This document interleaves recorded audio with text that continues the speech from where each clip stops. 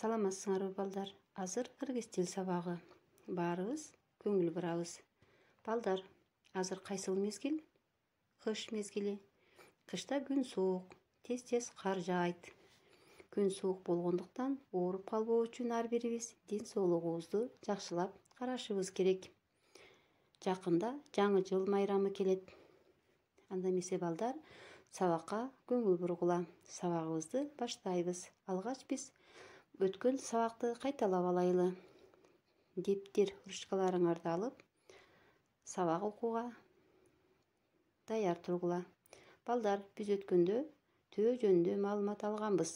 Төө бул эки өркөчтүү жана бир өркөчтүү жаныбар.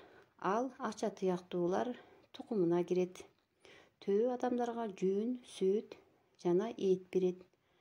Төөн адамдар аздектеп багышат, ал тикенек жейт. Балдар, бүгүн биз жаныбарлардын балдарынын аталышын үйрөнөбүз. Анда эмесе көңүл бургула. Силер кайсы жаныбарларды көрүп турасыңар, балдар?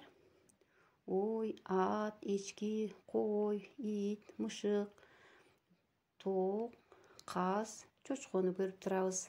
Мына ушулардын балдарынын аталышын азыр үйрөнөбүз. Бул уй, балдар. Уйдун баласы музоо. Ал эми бул бээ. Бээнин баласын биз кулун дейбиз.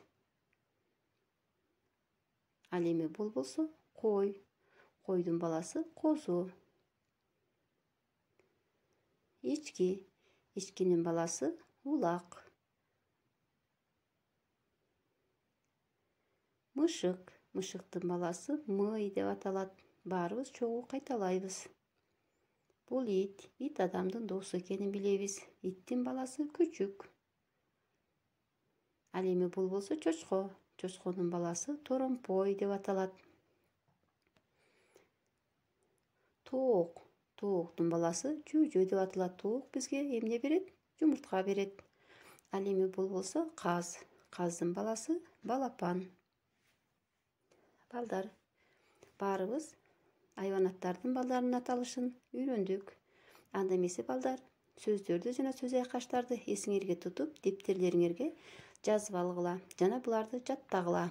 Бээ баласы кулун, уй баласы музоо, торомпой, улак, мый, күчүк жана балапан. Туура окуганды жана туура сүйлөгөндү, ошондой эле туура жазганды үйрөнөбүз. Дептерлерибизге баарыбыз жазабыз. Жаздыкпы, балдар? Анда эмесе биз ырды көркөм окуйбуз. Жылкы сүйөт баласын кулунум деп, минсе түшсө билбеген дулдулум деп, эчки сүйөт баласын улагым деп, таштан ташка секирген чунагым деп, уй сүйөт баласын торпогум деп, караңгыда баспаган коркогум деп, ит сүйөт баласын күчүгүм деп, жерден мурдун албаган бучугум деп. Тапшырма, балдар, сөздөргө мүчөлөрдү улап жазасыңар. 3-көнүгү китебиңерде турат.